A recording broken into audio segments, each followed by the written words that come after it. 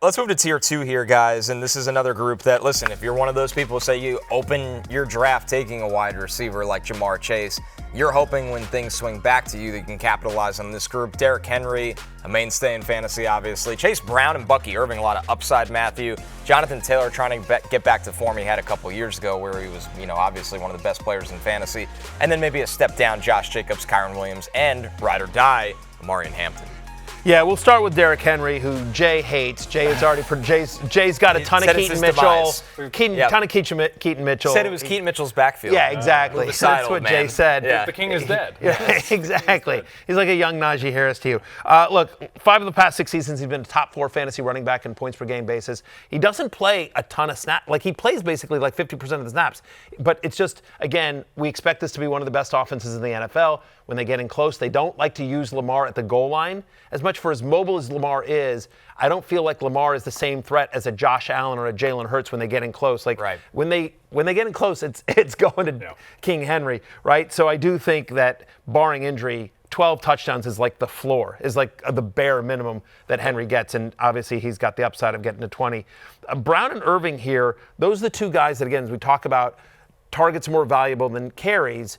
They're both going to be fairly heavily involved in their team's passing attacks, both of which we think are going to be among the best offenses in football. Yeah, Bucky Irving was one of the most efficient running backs in football last year. Underlying advanced stats, love him. And Chase Brown, it's very simple with Chase Brown. He's just on the field all the time with Joe Burrow, Jamar Chase, and T. Higgins. So the offense is just going to score. It's going to be a great offense. Defense is still going to be bad. And he's just going to be in scoring position a lot and put in advantageous situations. To me, the most interesting guy in this tier, Connor, is Jonathan Taylor. Who is, it's strange for JT to be really high variance because we know Jonathan Taylor. He's been in our lives for quite a while now. Friend of the podcast, Jonathan Taylor. Yes, multiple time appear on the happy hour.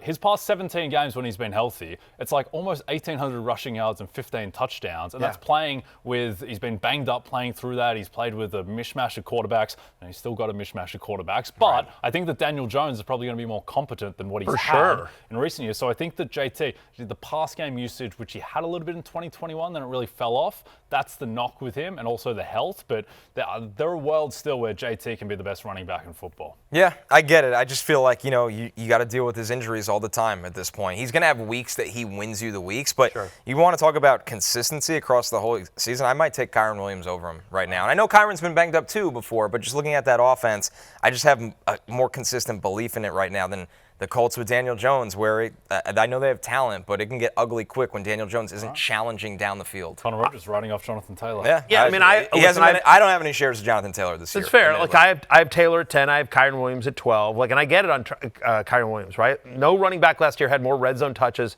than Kyren Williams. He led all running backs in snap rate as well, especially when they get in close. He just got paid this offseason, showing the Rams and Sean McVay their belief in Kyren Williams. Like, I'm not worried about Blake Corum or Jarquez Hunter. They're only going to get on the field if there's an injury to Kyren Williams. Now, that's the knock on Williams. He has missed time every year of his NFL career, but obviously the Rams felt comfortable enough in him to give him a significant contract. The pro Jonathan Taylor argument, I'm more with you, Jay. I'm on that side because I do think he doesn't have the threat. While Daniel Jones is mobile and could, bootleg some touchdowns, he's not Anthony Richardson at the goal line. So you have less of a goal line threat to vulture. Now, they do have Tyler Warren, who could fill that role for the Colts. But I do think that I think the offense will just be more competent under Daniel Jones. They'll stay on the field longer. They'll be in scoring position more often. It's not a division that scares you. No. We know he's an elite talent. So a lot would have to go right, Jay, for Jonathan Taylor to finish the year as the number 1 running back in fantasy. But we've seen that before,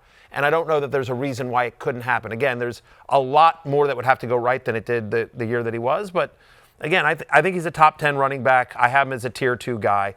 So he's just sort of right there. I like your playbook here, Matthew, just being positive on Jonathan Taylor, positive on Derrick Henry. The only 2 guys you don't like are Joe Mixon and Terry McLaurin.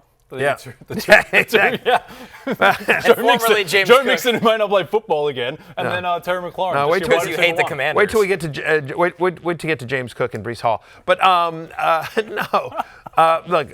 look, they're in tier 2 for a reason as well. And then of course we've talked a significant amount. I feel safe. So, question here from Kevin D on YouTube, who says, "Who do you feel safer with, Bucky or Brown?" I feel safe with both those guys, but give me Chase Brown.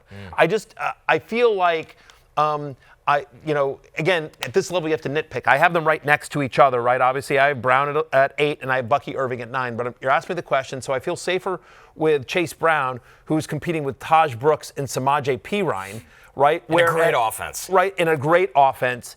Whereas Bucky Irving has Rachaad White, who will have a role, has Sean Tucker, who they have confidence in. Tristan Wirfs is out for a couple of games here as well. So just, again, I think Bucky's going to have a monster game.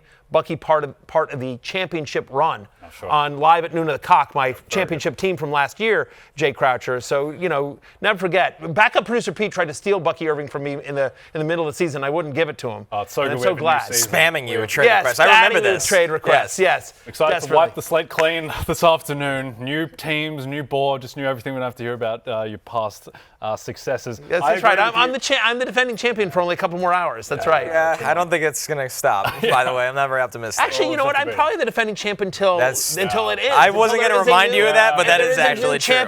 Until there's a new champion named, if there is one. Yeah. I have won, the last 2 years. When you start 3-6, you won't be crowing as much. I have one thing. So yes, I agree with you on Chase Brown over Bucky Irving. It's interesting. Todd Bowles, I think yesterday, went on radio and he was talking about, because Chris Godwin and Tristan Wirfs, both of them not on the pup list, and he was saying in terms of a return date, he doesn't give away much, Todd Bowles, but he did say with Tristan Wirfs, same timeline as Chris Godwin, anywhere between week 2 and week 5. So the fact that he's keeping the door open for like an early season return, that's good news for both of those guys, and by extension for Bucky Irving if he gets his superstar left tackle back. No question. And I believe him because they would have kept the roster spot if they didn't actually think that. So there's no reason for him to lie there. One note on Chase Brown. Especially right now, by the way, like it's one thing to put somebody on, in the middle of the season. Yes. But right now, when roster cuts are, when every spot is so valuable, trying to steal players, and you easily, exactly, and you easily could have, and no one would have questioned it. You easily could have put Godwin and Wirfs on the pup list. Say, we'll see you in week 5. Don't worry about it. We're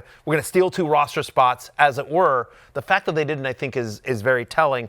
And by the way, Godwin remains a value in drafts because I think people are like, I think they're treating him like Brandon Ayuk, like, maybe we'll see him mid-season. Yep. We're going to see him a lot sooner than later. 2. Right, exactly, according to Tom. Right, exactly. And this is a guy who, prior to getting hurt last year, was the 7th best wide receiver in fantasy football. One more note on Chase Brown. Would it surprise anyone if he caught 70 passes this year? I mean, I think this team is going to be throwing all the time. They already showed in a limited sample last year. He had 65 targets.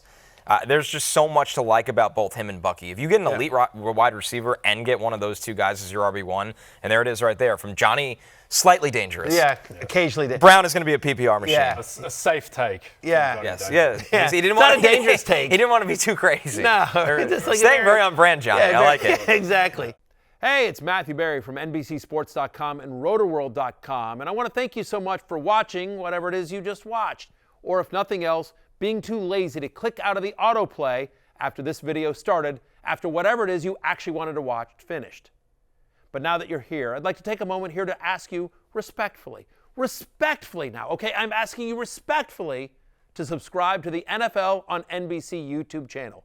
You'll get the latest Roto-World fantasy news headlines, all sorts of great shows, including my own Fantasy Football Happy Hour. So go subscribe now. Again, I'm asking respectfully.